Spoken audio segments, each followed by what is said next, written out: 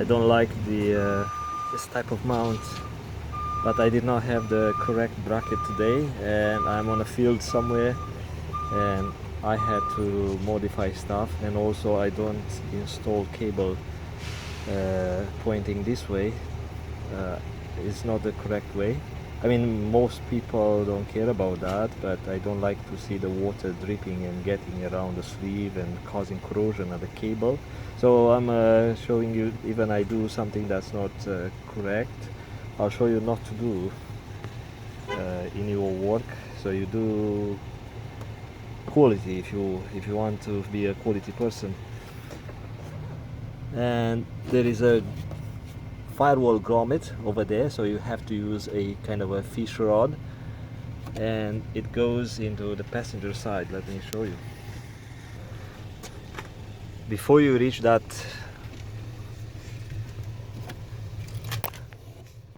firewall grommet here, you will need to access the fuse compartment, and it's easier for you if you remove the glove compartment instead of trying to put your hand underneath. It's really awkward. It's probably almost impossible to use a fish rod or a fish that cable and grab it, and it's easier if you remove the glove compartment. And what you do in order to do that, you remove two bolts at the bottom. You will find these two bolts that are holding at the bottom, and there are two screws. You need a Torx that are inside of the compartment. So you open it and you will find two screws, one on left, one on right. Then you make sure you disconnect this one by squeezing the connector, the locking tab, which is right here. So you may have to press with a screwdriver or press with your fingernail and gently pull it out. So if it doesn't come out, that means it's still locked. So you press harder. So that's a light connector or the lamp inside of the glove compartment. And I run the cable inside. You could run it better. I left some extra slack, and I run it here. You see the ground. You could drill a hole here. You could use this one, but I use an existing hole and use nuts and bolts, or a nut and a bolt, and lock washer and washer. And I use a piece of split loom, or I made a harness. So it's not a really fancy install today. They gave me a used radio, and for the power I've used an adapter. So I pulled a fuse out, which they call it spare fuse on this side, and this is valid for the Ford Escape. So it doesn't mean a different car has this different fuse.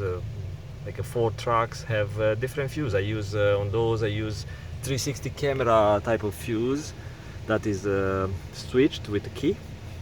And this customer wants the radio to be switched off once the key is out of the ignition. And again, if you want to remove this glove compartment because it's part of the job, you may want to remove these trims, and in order to remove the trim, you may want to remove this door gasket and pull out this plastic trim, which is on the side like that. So I'm showing you what's behind, so you know what to expect. See these tabs, these locking tabs here. You may need to use a prying tool, or even with your fingers you can kind of pull it slowly. But these are the locking devices that are being used to hold this trim in place, and so you don't have to think that there must be hidden screws. So we pull it out and give you some access. You can kind of easier pull the glove compartment, but you don't have to. So there, you see this locking tab here. So if you know how they are located, then it's easier to know the direction you pull in.